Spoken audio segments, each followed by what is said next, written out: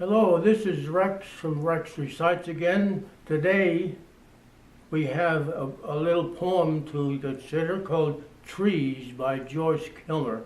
It's a very short poem, but it's full of significant features that I want to briefly discuss with you after I recite the poem.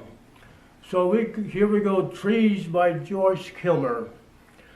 I think that I shall never see a poem lovely as a tree whose hungry mouth is pressed against the earth's sweet flowing breast, a tree that looks at God all day and lifts her leafy arms to pray, a tree who may in summer wear a nest of robins in her hair, upon whose bosom snow has lain, who intimately lives with rain.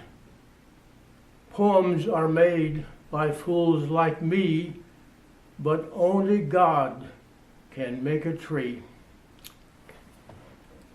Okay, now you see a copy of the poem on the screen, and I want to briefly discuss it with you.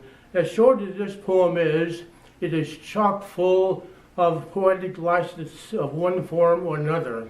Now, the term poetic license simply means any kind of departure from what you expect to be standard or normal language. So in the first place, if you look through the poem and remember my recitation and looking at it, you can see that the tree is given the qualities of human qualities. The tree has leafy arms, the tree has a mouth, and the earth has a breast. And if you look at the rest of the lines, you will see that it looks at God, it has a power of sight and a power of thought, therefore, and the tree has hair. And so there are about 6 or 7 elements of personification here, and we're so accustomed to that we take it for granted, and we understand that it is to be taken figuratively and not literally.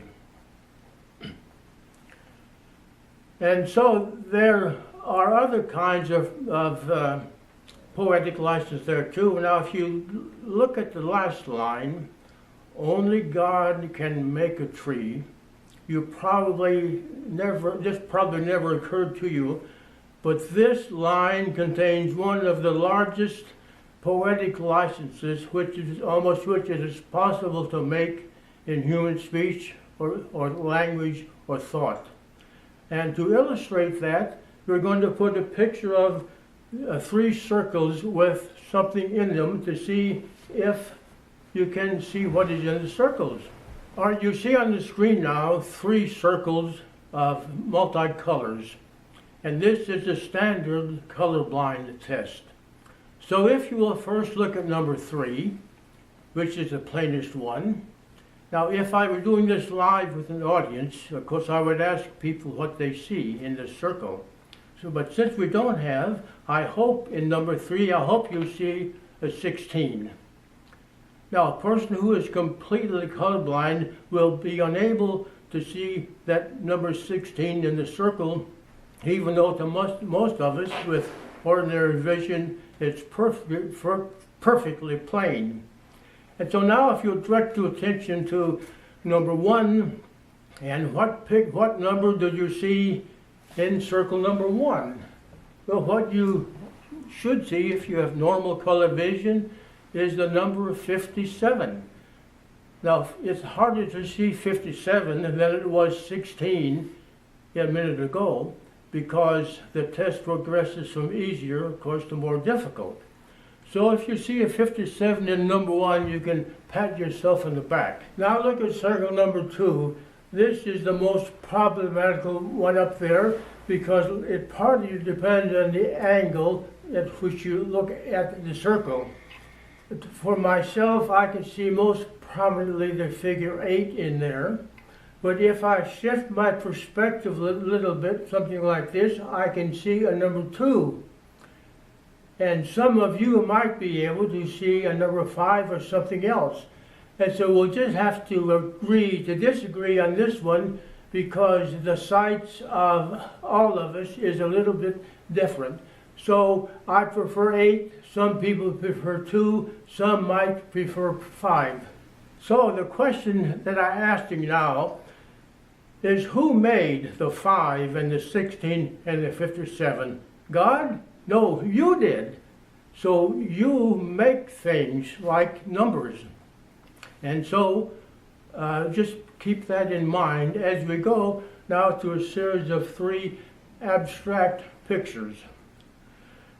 Now these are more wide open to interpretation than the 3 circles were in the color blindness test. If you look at number 4, what do you see? Or what can you make from that picture? Or what can you imagine might be there? Now a couple of suggestions that I might make to you is I can see this as the treetops in the forest from the plane flying over and seeing the trees fluttering there. There's no motion in the picture. At the same time, I can see this as a school of fish swimming close to the surface to make something like that. So the number of things that can be seen in this picture vary tremendously from person to person. And some of the picture might be clear to you and some might be not so clear to you. But the point is that you make something from that picture. You have this whole multitude of stimuli of color coming toward you, and you pick out certain characteristics from it, and you make something. So now if you look at number 5, what can you make from number 5?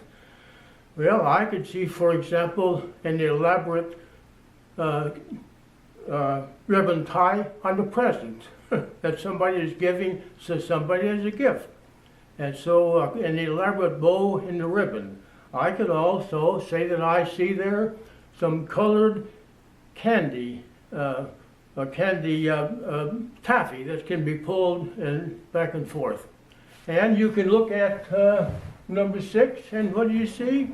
Well, I can imagine a regatta of small boats in a harbor waiting to take off in a race, for example, with all the colors, the mixed colors there.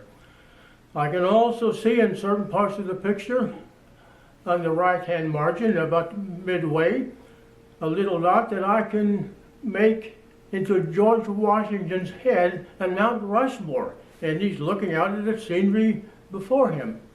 So, again here, what do you make? Well, whatever you make is what you made. What you made. Now let's go back to the tree. Only God can make a tree. God presents us with a whole host of stimuli to our sight, our sound, our touch, and we pick out certain qualities of this, and we call it a tree. And so we abstract certain characteristics or qualities from the tremendous space-time events that we become aware of, and we make things from them, including trees, and the things that we made from the picture we talked about a few minutes ago. So when he says only God can make a tree, okay, no quarrel about that. What we should understand, if we have deeper understanding of the way poetic license and poetry works, that this is a large example of poetic license, and that we make trees and other objects just as we made objects from the abstract paintings. God has presented us with this multitude of stimuli, and we pick out certain parts and we call them certain things. So we make trees from all of the multitudes of stimuli that God gives us. Okay, I hope you've got that point. I hope I was playing with it. This is Rex from Rex Recites, and if you haven't subscribed, please do so today. Thank you. Goodbye.